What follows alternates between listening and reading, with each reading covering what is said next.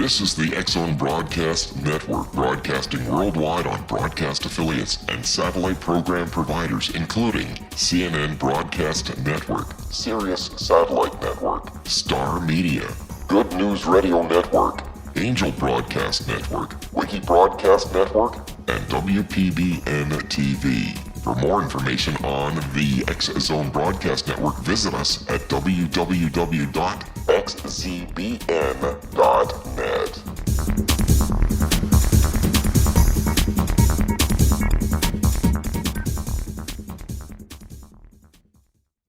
And welcome back to the X-Zone, everyone. My name is Rob McConnell, coming to you from our studios in Hamilton, Ontario, Canada, on the Talkstar Radio Network and the X-Zone Broadcast Network, and our growing family of broadcast affiliates right across Canada, the United States, Central America, the Caribbean, South America, the Pacific Rim, Australia, Asia, India, Africa, and Europe. If you'd like to give us a call worldwide, toll-free, 1-800-610-7035. My email address is xzone@xzoneradiotv.com. On MSN Messenger, you can always reach me or somebody else here at the studio by typing in the MSN address xzoneradiotv@hotmail.com, and our website, www.xzoneradiotv.com. My guest this hour is a good friend of the X-Zone. I've had the pleasure of knowing this gentleman ever since the X-Zone started with the X Chronicles way back in 1992. Derrel Sims is our special guest this hour. And for more than 40 years, Derrel Sims has been investigating the alien presence phenomena after his first encounter with an alien. As he grew older, he experienced a malignant contact with these alien beings that would alter his life forever. Now, as a result, at a young age, Derrel made the decision that he would no longer willingly be victimized to their bizarre quests. Determined to change his role in life from being the hunted to the hunter, he began to prepare himself for their pursuit. Every path he took would equip him mentally, physically, and intellectually to become a warrior for his cause and to assume the role he was born to play. As a result, X-Zone Nation, Derrel has spent the past 3 decades researching the world of alien beings. His area of focus has dealt primarily with medical and scientific evidence of alien-human contact. To that end, he has spent years studying and training in a broad range of areas that would provide him with a full array of skills necessary for his search to find evidence of these creatures. From his accomplishments and certifications in hypnotherapy to his education in handwriting analysis, he has pursued extensive training to assist in his efforts to aid abductees in reclaiming memories of their experiences. Joining me now is Derrel Sims, the one and only alien hunter, and you can find out a lot more about Derrel at www.alienhunter.org. Derrel Sims, welcome back to the X-Zone. How are you, old friend? Well, if I had a better introduction than that, I think we might as well close right now. All right, it was nice talking to you. Take care of yourself. I'll tell you, you're a class act, and I'll tell you, ever since you started in 1992, you have just skyrocketed to great heights in the field of as a radio and internet host. I'll tell you, people are. I don't think there's anybody out there that's anybody that you haven't interviewed at least 3 or 4 times, and I mean, you've literally got your finger on the pulse of this thing. I thank you, my good friend, Derrel. You know, I remember you when I first met you. You were working with Dr. Roger Lear. You and Dr. Lear brought out the proof of the implants. And, you know, back then, cattle mutilation was in the news, alien abductions were in the news, and it seems today that mainstream media is no longer carrying any story about alien abductions, and yet I believe they're still happening. They're happening at a rapid rate, and in fact, just recently we had a DA and his wife follow a large triangular craft around the Burlington area in Wisconsin, and long story short is they didn't realize there are 2 other families doing the same thing, and again, the long and short of it is they woke up inside their car with it was winter, of course, and it was just this last winter, and the inside of the window was frozen with ice, and they were still warm. We couldn't figure out what the problem was. They didn't realize that they'd already been taken, And the DA came back, and his watch had melted on the inside, and I have the watch currently, and I'm having it analyzed. Derrel, stand by, buddy. You and I have to take a 2-minute commercial break. Effect. Derrel Sims and I will be back after this break as we continue with the one and only alien hunter himself. Derrel Sims is our very special guest this hour. www.alienhunter.org. This is Kevin Randall. For nearly 30 years, I have been investigating the case of the Roswell UFO. I have interviewed hundreds of people and stood on the crash site. Now in Roswell in the 21st century, I have reviewed dozens of hours of audio and videotaped interviews, examined hundreds of files that relate to the crash, and have returned to Roswell in an attempt to put all that information into the proper perspective. For the first time in Roswell in the 21st century, I have made a dispassionate reevaluation of all that material and provide a new look at what happened. This is a book that clears away all the clutter that has hidden the truth for so long, strips away the various lies that surround the case, exposes the Air Force attempts at cover-up, and found a core of solid information that tells us all where the case stands today. Roswell in the 21st century will be available in just a few weeks. For more information, please visit my website at www.kevinrandall.blogspot.com.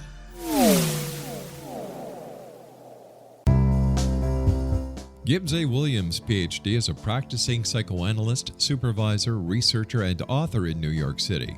Much of his life has been dedicated to understanding nature and the uses of meaningful coincidences or synchronicities. His radical and original non-Jungian, non-mystical, non-magical theory of synchronicities illuminates much of the fog surrounding this challenging and perplexing topic. His ideas and manners are fresh, presented in a style that is both entertaining and highly informative. He is also an expert on crisis intervention, specially focused on violence reduction for the police and citizens, mastering anxiety, frustration, and stress without the use of medication, and effectively preventing and treating heroin addiction. Dr. Williams can be contacted at his email address at gwwilliamsny11@aol.com or visit his website at www.drgibbswilliams.com.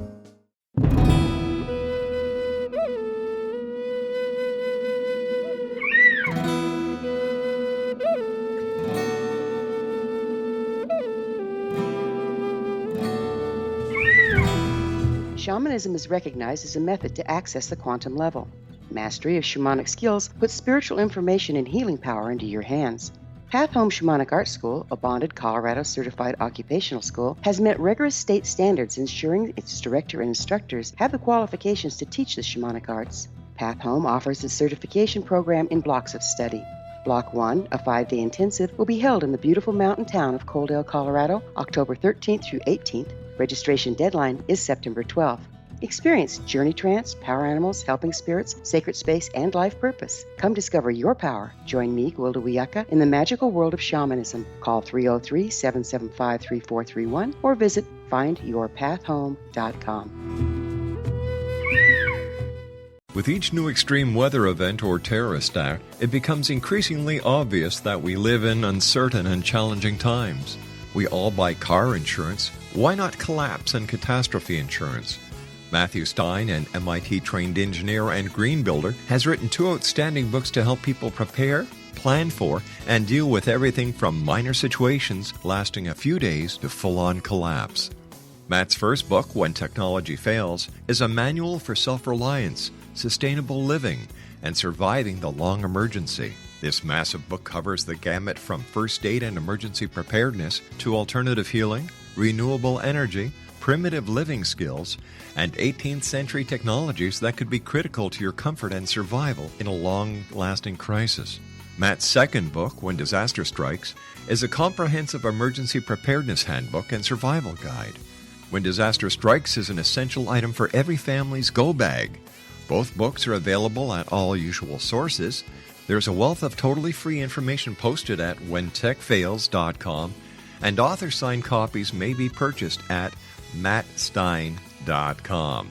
That's www.whentechfails.com and www.mattstein.com. Derrel Sims is my special guest this hour, www.alienhunter.org. And before we went to the break, Derrel, you and I were talking about a couple in Burlington, Virginia, or was it Wisconsin, who were following a triangular UFO. They found themselves in their car later on.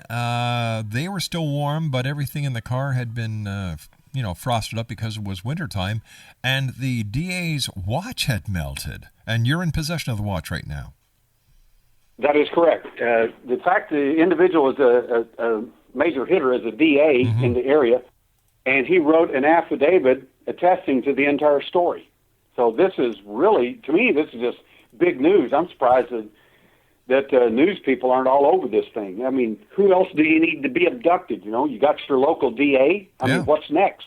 Exactly. Now, Derrel, cattle mutilation, are they still happening? And are you still finding people who are coming to you with these implants? Answer the first question, cattle mutilations. Let me clear that up for your audience may not know a lot about this particular aspect. It's not cattle that get only mutilated. It's sometimes people. We've got probably a half a dozen cases of that out of Brazil and other countries, and a couple minor cases here in the U.S. But cattle get mutilated. The only reason that cattle get the news is because they cost money, and people scream when their $2,000 cow died. But the fact is, I got a case right now I'm looking out of my computer where a mutilated deer. It was mutilated the exact same way as the cattle. And but all kinds of animals, rabbits, squirrels, other animals. But again, if people see that, they think, well, that was just some evil person cutting up on an animal or something. And they don't realize they may be looking at more evidence. Derrel, why is it that if these animals are being mutilated for testing by an alien species, why don't they just take the whole cow and not return any part of it? Well, you brought up a really good point, and I'm going to plug my book here to do that. My first book, Alien Hunter, that Evidence and Light, which is on our website at alienhunter.org, goes into this. And I talked to Ted Oliphant, who's a Fife, Alabama police officer, who brought up a lot about the cattle mutilations. He was not exclusively, but he got a lot of the press and did a great job. And he and I are debating this issue, and he thinks it's the intelligence community or the military mutilating these cattle because they see helicopters out there around them and things like that. And then I'm telling him that there's at least 3 different groups that are doing this. I said 1 is the alien, and 2 is the intelligence people, and 3 are people who, in my opinion, are trying to establish rapport with the alien presence by doing what they do and getting them to hopefully abduct them so they can see how high intelligence and great worth they are. But each of the different kinds of mutilations, those 3 I described, those 3 different groups, have 3 different kinds. It's discernible that who did what, so to speak. There are 3 different kinds of incisions, cuts, and so on. And as far as why don't they take the animals, sometimes they do. They take the whole animal, and sometimes they return it. And that's where the intelligence community comes in my opinion. A farmer will be out, let's say, at 2 o'clock in the morning looking around, and he'll see or hear a black helicopter, or hear a helicopter, and he'll go out there and see this black helicopter dropping off this cow or picking up a cow, and he can't figure out, well, what in the world are they doing? And in my opinion, which I cover a lot in my book, the DSP, or Defense Systems Program, the DSP satellites, folks are contacted when they have infrared, ultraviolet, and UV, IR, and visible light for those 3 lenses on those particular satellites, and they can see fluorescence on these cattle. The fluorescence is on these cattle when the alien touches them, much like when the discovery I made in 1992 about when the fluorescence is on abductees. This is from the touch, and in my opinion, the intelligence community is using DSP to locate cattle that have got this particular nanometer length of fluorescence on them, and that's when they send their helicopters out to pick up the cow that the aliens already picked up. And in my opinion, in some cases, they actually inject some of these animals with human-made pharmaceuticals. The intelligence people do put the cow back just to see what the alien's going to do with it next. So it sounds like the intelligence department is using cattle as bait to go fishing for aliens. Absolutely. Why not? I mean, if you can't catch them any other way, why not play the game with them? I mean, we did the same thing with abductions and it caused a mass abduction of 8 people in 2 states and several cities. And the alien responded to us. They were horrified that they got caught, basically, but it worked. I mean, they're not infallible. They're not gods. I mean, they make mistakes. Who are they then? What do we know about the aliens who are traumatizing people, who are implanting them, who are abducting them, taking them out of their very cars, like in the case of the DA, taking them out of their beds at night? What do we know about these alien visitors? Well, that's the 5th book in a series I'm writing. It's called Hierarchy, and it goes into the morphology, the neurology, the physiology, and the purpose of the entities and so on, which tells us enormous amounts about who they are and how they may have gotten here.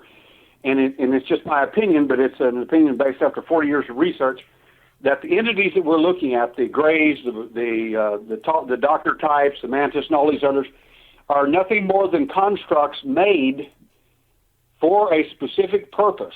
In other words, if evolution is the model that's true, quote unquote, which I don't particularly buy into, but even if it is, the aliens proof evolution doesn't work. Because, I mean, you don't grow up from a little gray and turn into a doctor being that looks very similar to him. They don't. They're actually, whatever you're born or made or hatched or cloned as, that's what you're going to be.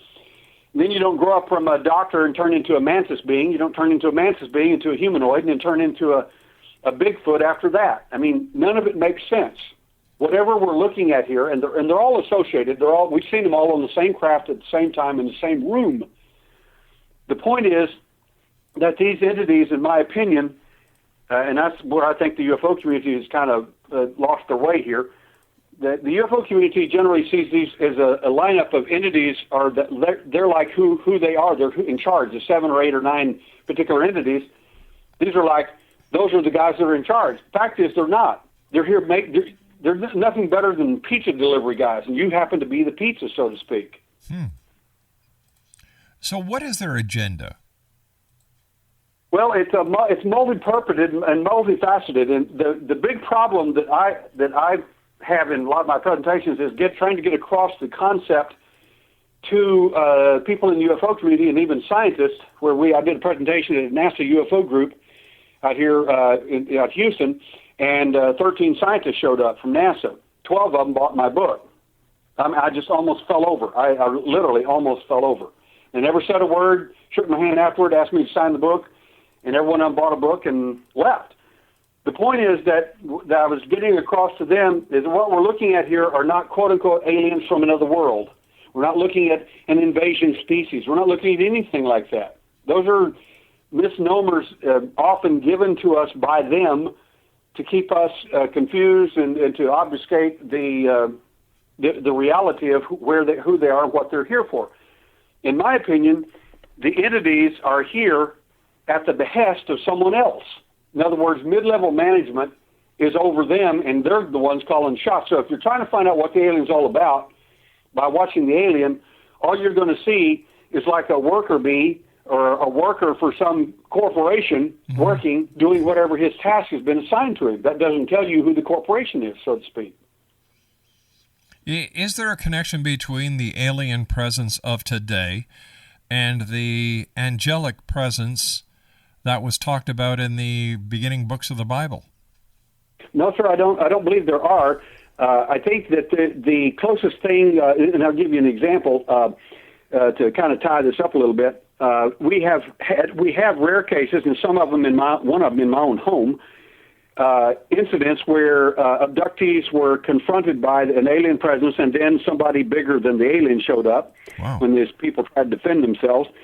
And on the second night, and on the third night that this event occurred, something angelic showed up and scared off the other 2 alien presences. The point is that every time that we've had an angelic presence actually show up, a biblical angel, so to speak, the aliens are terrified of it, and and every one of them, on all levels. The alien themselves, if you want to get into the real particulars of it in a biblical sense, in the second chapter of Genesis, third chapter of Genesis, Eve is standing there here in front of this very amazing tree, a tree of knowledge of good and evil. And here she is standing there, and this reptile guy walks up and starts talking to her. And she's not even stunned. Right. I mean, of course, she probably wasn't in existence, in my opinion, probably over 24 hours, so she probably didn't know much about what all was out there. But I think Adam did. And, of course, there's the story. But there's your first illustration of a reptile, literally, right there in Scripture. But it makes a clear distinction of him being on the wrong side of the fence as opposed to the angelic or in God's side, so to speak. So just to make those distinctions, if anyone has an interest. Derrel, stand by, old friend. You and I have to take a commercial break with the news at the bottom of the hour. X-Zone Nation, my very special guest this hour on tonight's X-Zone, is Derrel Sims, the alien hunter. Now, everyone who has watched any channel, TLC, Discovery, History, whatever, whenever there's a special on alien abductions, aliens, alien implants, Derrel Sims is always part of it. He is from, if you'll excuse the expression, Derrel, the old school. And his website is www.alienhunter.org. That's www.alienhunter.org. And Derrel and I will be back on the other side of this commercial break, talking about alien abductions and much more as the X-Zone continues from our studio. It was a terrifying experience. I thought we was going to go to jail for murder. That day, we were a little behind, so we worked until it was starting to get dark. We loaded up the equipment and hadn't driven very far when we caught glimmers of this glow coming through the trees.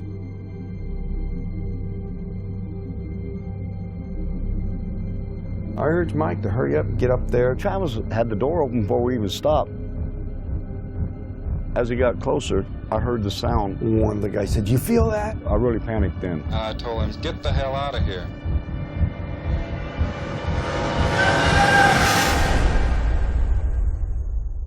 It didn't come directly to me, it came to a deputy sheriff. Three of us volunteered right away to tell him what had happened. Sheriff Gillespie definitely didn't believe it. He says that we better be certain because we can get in a lot of trouble. When we went to search the next day, they split us up, and the whole time the deputies asked me, if you just tell us where the body is, we can all go home and get this over with. We're talking about 100 people combing through the wooded area. Nothing turns up. All week long, I've been hearing they're going to set it up to make you guys look guilty. We're a rough-looking bunch then. Some of us have been in trouble with the law before. And y'all ain't never going to come out of that jailhouse. We couldn't get out. I tried to sneak out the back door the day of the polygraph test. I was scared to death. On top of that, you have media. I literally would be on 2 telephones at the same time. We've even got some coops in here now that's coming in and out to see the freak show, as they call it. Everyone descends. I just wasn't going to stand there and listen to it anymore. Granny says, "This is Travis. I'm back. I need help." When I did hear that he had been returned, it was almost as unbelievable as the original thing. I just looked at my mom and says, "I told you we didn't kill him." Travis Walton reappeared after several days with a bizarre story about a ride in an unidentified flying object. People were desperate to explain it away. Why are you sticking up with Travis for all this time? You know this really didn't happen. What happened to Travis after we took off in that truck, I can't tell you. I hated Travis for a long time after this. My whole world just tore up. But I believe every word Travis said about it. He's never lied to me about nothing. It's a net negative. We lost our jobs in the immediate aftermath. And now you're not able to talk about it with anyone because you know that they're going to laugh at you, they're going to look at you like you're crazy. But if you don't come out and tell your story, somebody else is going to tell it for you. There's a degree of responsibility. Certainly I have to accept the bad. If I can direct what's happened in a way that I can make something good happen in the world, I'm looking for it. Order your copy of Travis, The True Story of Travis Walton, today at www.traviswaltonthemovie.com. Did you know that when you're on the road with limited data or Wi-Fi, you can still listen to the X Zone Radio Show with Rob McConnell, The Science of Magic with Gwilda Wiyaka, High Tech with Corey Kay, and every minute of the 24/7, 365 programming of the X Zone Broadcast Network by calling 712-432-9459, courtesy of TalkStream Live. No smartphone, app, or internet needed. It saves your data plan, and it's free if you have unlimited minutes. Call 712-432-9459 to listen on any phone, anytime, anywhere. Remember, 712-432-9459 for the best of paranormal, new age, thought-provoking, sci-fi radio programming 24/7, 365.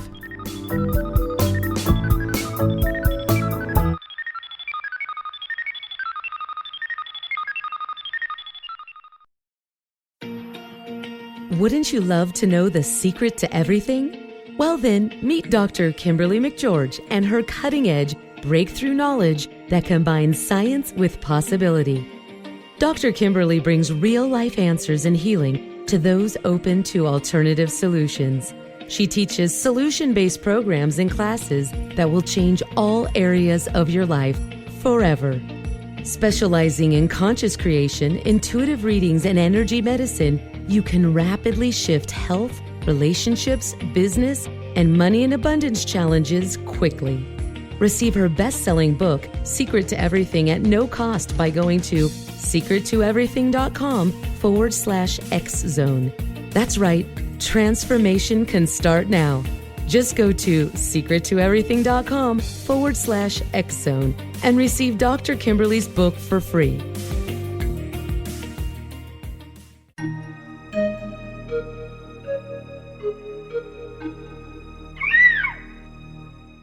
While science pursues fact, magic accesses the quantum level, bridging random facts to form truth.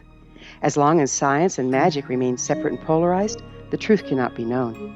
I'm Gwilda Wiyaka. Join me on the Science of Magic radio program, dedicated to unification and evolution of consciousness.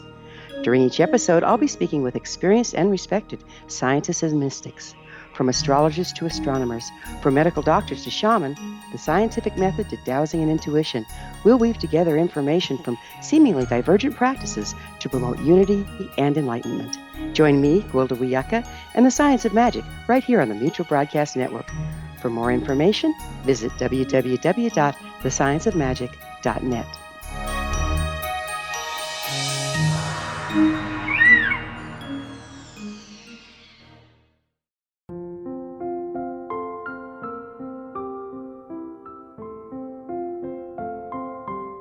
I am Dr. Carl O'Helvey, founder, president of a new cancer foundation focusing on evidence-based physical, mental, and spiritual interventions, including natural cancer cures, prayer, meditation, affirmations, nutrition, and other related holistic cancer prevention and cure modalities. These are used in cancer education, research, and financing care. I ask for your help to continue this important work by donating at www.holisticcancerfoundation.com.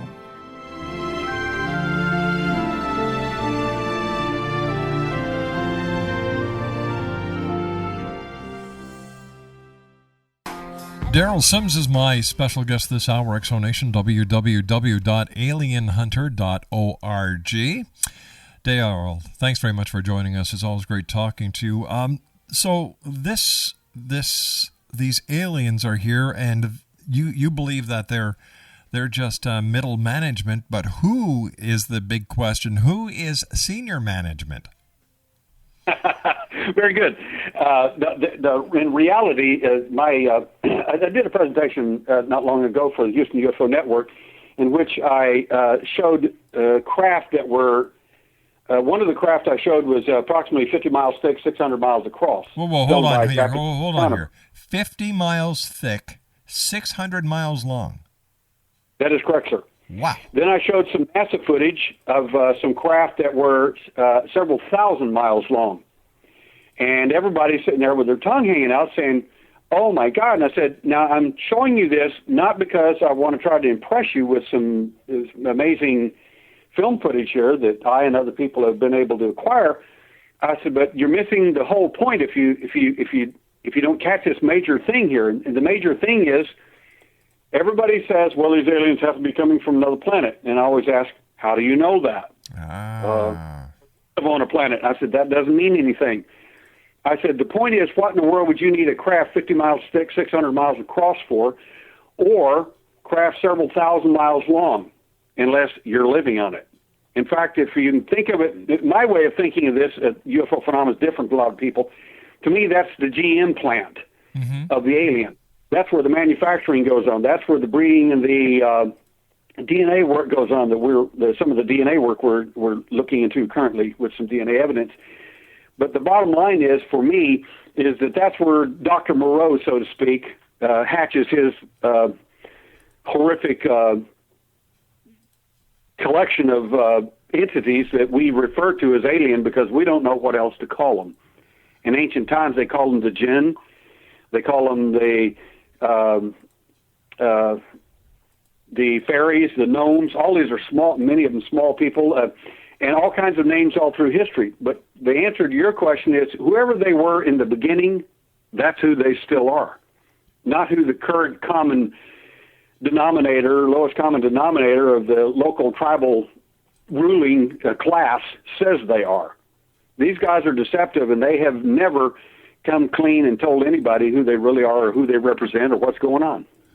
I don't think they ever intend to. Based on all your research and the investigations that you've conducted both inside of the UFO community and outside, Derrel, what's your best educated guess on their prime directive? Prime directive. We worked on a project. I did a post-hypnotic suggestion on a contactee who agreed to do this. She ended up getting abducted, which was her normal process every month or two, and she blurted out this information. They were horrified because she wasn't supposed to know this, and to me, I thought it was intelligence-related information, and if they responded to it, they would tell me that they're really in it more like they function like an intelligence outfit. Mm-hmm. And it worked. And 8 of our people got abducted and taken to this 600-mile craft. And we actually have some film footage from this astronomer on probably what the craft it was filmed during the same time as the mass abduction. The point is that while there, 2 major questions, 2 guys from who are representatives of mid-level management. The alien is not any management, period. They're just worker bees doing specific jobs based on what they're created and constructed for. But the bottom line is that these 2 guys that showed up, and they're very important. People refer to them as something like an admiral on a ship. All the aliens were terrified. They said nothing can go wrong tonight. So, and the abductees heard all this, and all the entities that you normally see in the mantis and all these others. Mm-hmm. Nordic, all these others are lined up in one particular room with my senior investigator, and they got him in front and center, and they're pretty upset. And the guy sitting in the chair, who's not related to these other guys, looks at Dale, my senior investigator, and says, "Why did he do this?" And Dale's like, "Who did what?" He didn't know, because, he's an abductee. Why would I tell an abductee what I was doing? So, the 2 major questions asked of this lady and Dale were really amazing. The 2 questions, and they did not know the answer to either of these. This is amazing. In one room, the entity sitting in the big chair asked Pat, the lady who was involved in this event, he said he showed her what she referred to as she said it was kind of like a computer screen. I call it that because I don't know what else to call it. Mm-hmm. And he showed a human brain, and in the human brain, as he showed it, she said, he asked me to point to where the human spirit was. And I didn't know. I didn't know what to tell him. He said he got very angry, very upset. In the other room, Dale was asked the same question. He was shown a holographic imagery of a human brain in front of him, and the big guy sitting in his chair in the other room asked Dale the question, point to where the human soul is. And Dale said, well, no one's ever been able to isolate that. No one knows. And the guy got really upset, and the tall Nordic guy, he's shaking. He didn't know what to do, and he goes over. He's about 6'8", and Dale stands about 6'2", and he grabs Dale's head, puts his forehead to forehead, looks into Dale's eyes with his big, beautiful blue eyes, and looks back at the guy sitting in the big chair and says, he doesn't know. So he was determining he was telling the truth just by doing what he was doing. But those were two questions that were of real importance to the alien, where the human soul was and the human spirit. And I think they're interested in both of those, and I think they want what you have, and they can't figure out how to separate you from it without you dying. Oh, all right, but Derrel... They just need whatever it is they're looking for. It's bigger than your DNA. All right, but if they've been out there for years monitoring us, experimenting on us, why do you think that still after all this time they'd be asking the same questions? To me, it sounds like they're not that much of a superior race if they can't figure this out. Well, I will go into that a great deal with the several possibilities of why I think they're interested in this sort of thing.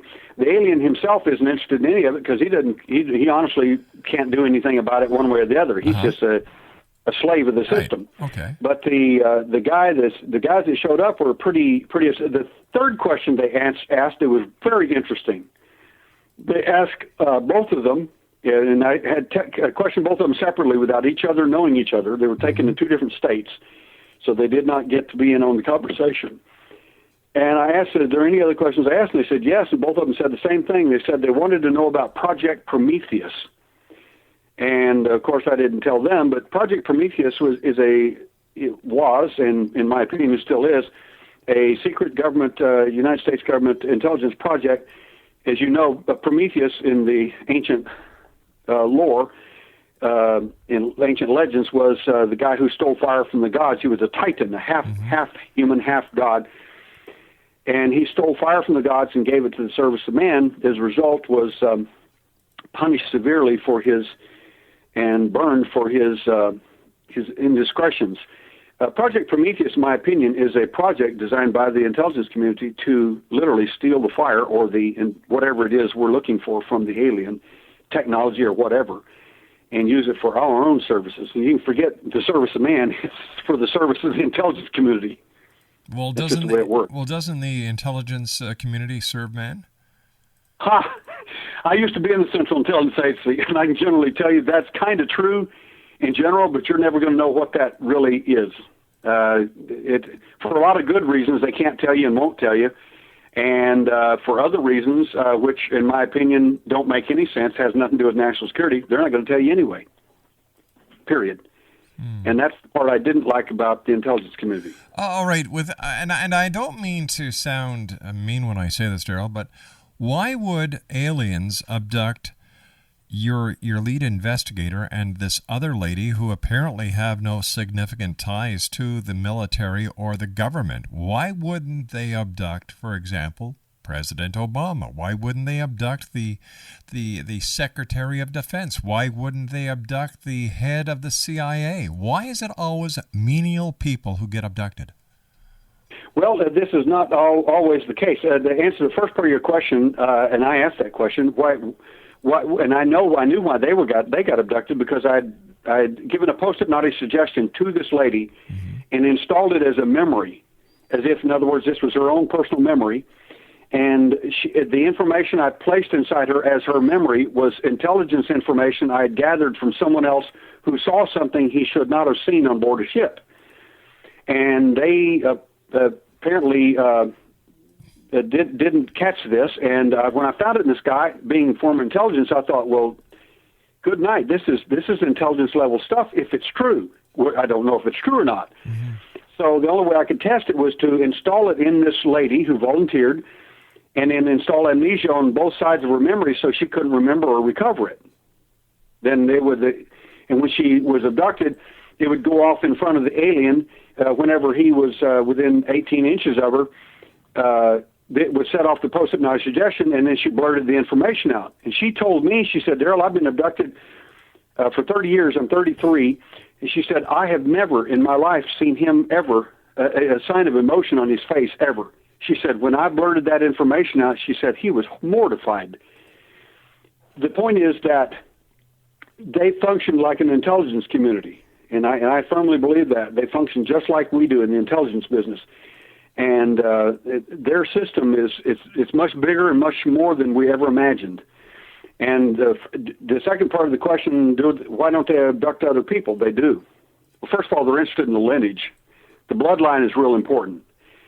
The second thing is that when I was on a TV program one time, it was a pretty significant program, I got all kinds of calls from people who were abductees who were in the intelligence community and other places, and I begged them to get off the phone. I said, you don't realize, I said, you should know this better than I do. I said, you should not be talking to me about the things you're talking about over an open line. No, but for example, if they want to know about if they want to know about spirituality, if they want to know about the soul, why wouldn't they just take the Pope for a wild ride and question him? I'm sure that when it comes to the alien abduction scenario, I look at it as if there's so many possibilities of it not being quite as real as people want it to be.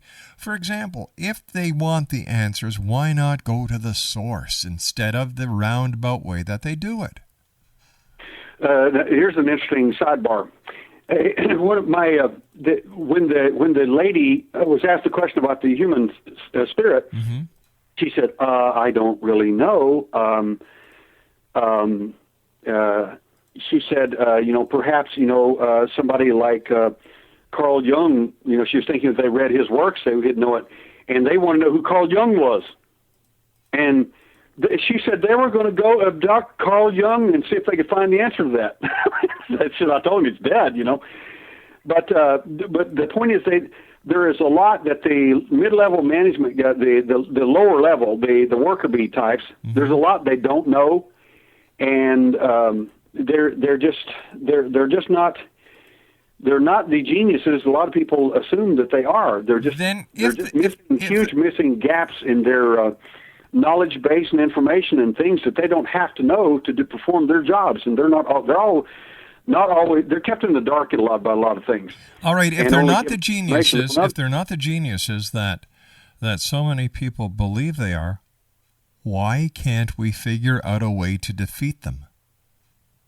Oh, now you're talking my shop. Now, the fact is that we've, and I wrote a little article on self-defense with the alien. One of the things I told people was that if I can figure out how to fool them and get a couple of people on board their craft mm-hmm. in this experiment that we did, and it worked, and upset people that they finally took the craft out to a major craft that was 50 miles thick and 600 miles across, and we got a report on the whole story, which I'll be glad to send people if they're interested in reading the overall report, and looking at some of the photography and film clips and so on. And it's all free. Hey, Derrel, hold on. You and I have got to take our final break for this hour. Exonation Derrel Sims is our special guest. www.alienhunter.org. That's www.alienhunter.org. Derrel and I will be back on the other side. Wouldn't you love to know the secret to everything?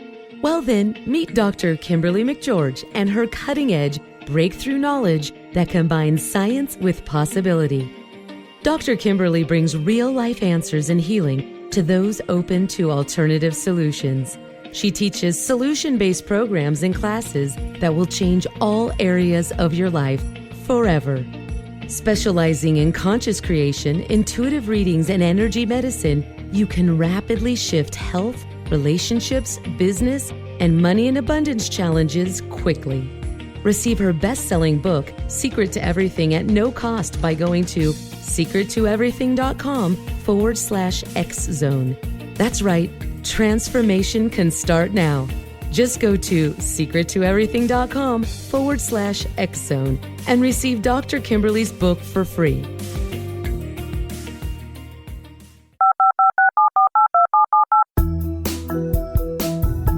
Did you know that when you're on the road with limited data or Wi-Fi, you can still listen to the X-Zone radio show with Rob McConnell, The Science of Magic with Gwilda Wiyaka, High Tech with Corey Kay, and every minute of the 24/7, 365 programming of the X-Zone Broadcast Network by calling 712-432-9459, courtesy of TalkStream Live.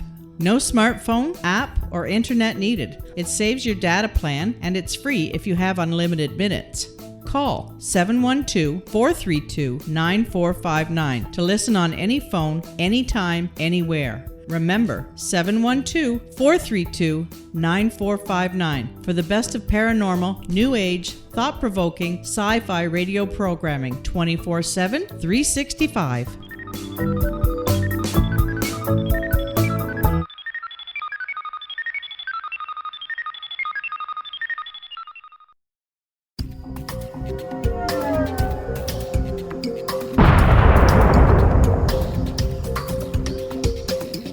Coming soon to the X-Zone Broadcast Network is A Different Perspective with me, Kevin Randall, as your host.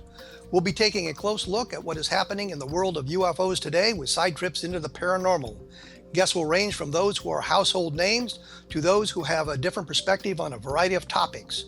No topic will be taboo, but there will be tough questions asked as we all search for the truth about UFOs, the paranormal, and those things that excite us. Sometimes we'll agree with a guest and sometimes we won't, but we'll try to keep the program topical. For those of you who like to read, be sure to visit www.kevinrandall.blogspot.com and remember to listen to the other fine programs on the X-Zone Broadcast Network at www.xzbn.net.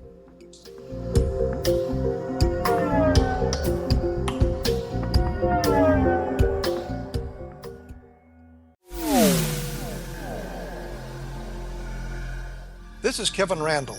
For nearly 30 years, I have been investigating the case of the Roswell UFO.